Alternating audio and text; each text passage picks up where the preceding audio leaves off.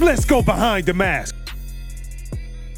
You talked about in your presser, you wanted, when you got here with the Bengals, you wanted to hold a high standard for the culture.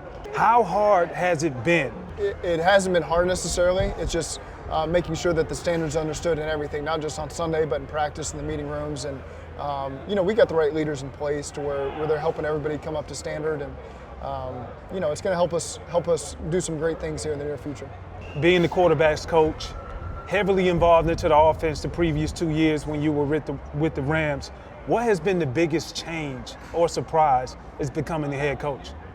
Well, you got to have your fingerprints on everything now. You got to pay attention to special teams, the defense, and the injuries used to just affect the quarterback room for me, and that rarely happened. And now you got the whole spectrum of things. So it's fun. It's what you sign up for. It takes a lot of time and energy, but I'm glad to be in this position. You and Sean McVay worked together previously for 2 years. What would you say would probably be the biggest thing that you learned from him that you continue to implement into what you do now with your Cincinnati Bengals? Well, the culture, and just making sure that the players enjoy walking in the building every single day. They feel your energy, they feel your positivity. You still coach them hard, you're still critical of them, that doesn't change, but everyone loves being in the building. And you don't feel the grind of the season. You're excited to go through everything you go through. And I'd say the way that he brings everything to life with the offense. And so the players are always engaged in the meetings, and you always have their full attention. You do know this, and I got to say this. A lot of players spend their entire lives trying to win that Super Bowl. Even trying to get to the Super Bowl. I spent 15 years, never got it. You get guys who go into coaching and never get it.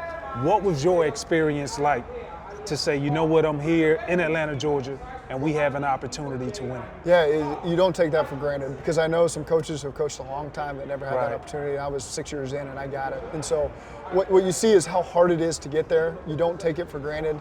Those playoff games are hard to win. And you got to have the right mindset as a team to be able to execute in the fourth quarter and get yourself to the Super Bowl. And I'm excited to get there again someday.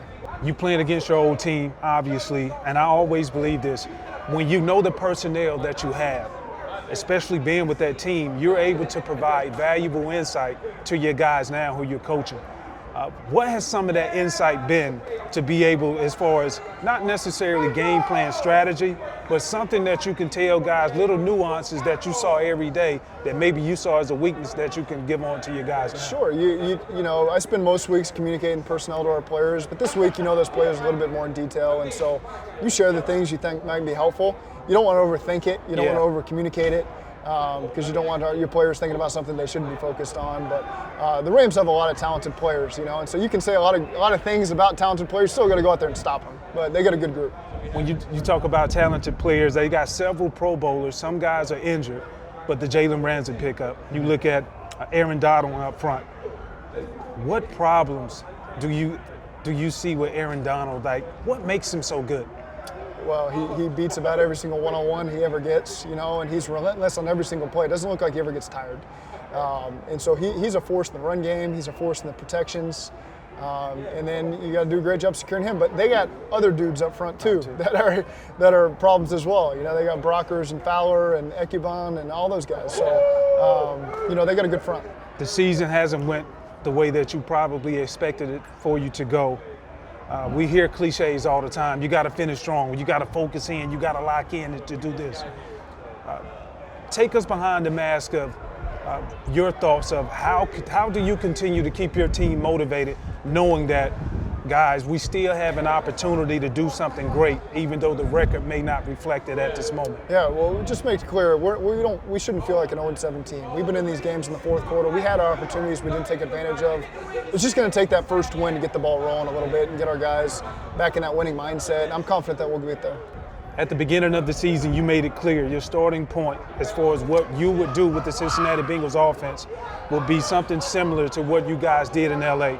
Now that you're close halfway throughout the season, has that changed, or has you implemented any other things to be able to do what you want to do? Yeah, I think you adapt to your personnel and you try to find yourself finding the best ways to give your guys a chance to move the ball and win games. And so just because something was great in the past, sometimes you got to be able to adapt, and our guys are catching on and getting better every single week. Everybody wants to see A.J. Green play. Yeah. He's a talent, one of the best since he entered the league at what he does. How close is he to coming back to be able to join you guys? He's close. His work ethic is second to none. He wants to be out there worse than anybody else, and we're going to make sure he's fully healthy before he gets out on the field. So unfortunately, it won't be this weekend, but hopefully it'll be in the very near future. The other question is, with him being very close to coming back playing, a lot of trade rumors, speculations about him being traded in order to maybe get you certain picks to be able to build what you want to build and say, this is my fingerprint on it. How do you want to address the rumors on that? AJ is a part of our future. We're not going to trade him. Period. He's not going anywhere. I look forward to coaching him. With you also having one of the most innovative, creative minds when it comes to offense, being able to put certain guys in certain schemes in certain positions to attack certain guys, anything that you guys may see that you could possibly do to be able to mix up, to throw a change up in, to kind of keep everybody off their mark? We feel like we got a good plan going into Sunday. They do have a lot of talented players, so you got to be aware of where they're at, and you got to do a great job controlling them as best you can. But we feel like we got a good plan in place going into Sunday. When you do your game breakdown every week, I'm assuming it's done with what, end of Monday? Monday, Tuesday, probably? For the next opponent? Yeah, for the next opponent. So after this game breakdown, after it was done, if you had to pick 3 keys in order to beat the Los Angeles Rams, what was those 3 things in your mind that popped out? Well, we got to do a better job in the run game than what we've done in the past. Our red zone scoring efficiency hasn't been what it should be. And then they got some really great players that you got to make sure you're aware of and don't let them control the game.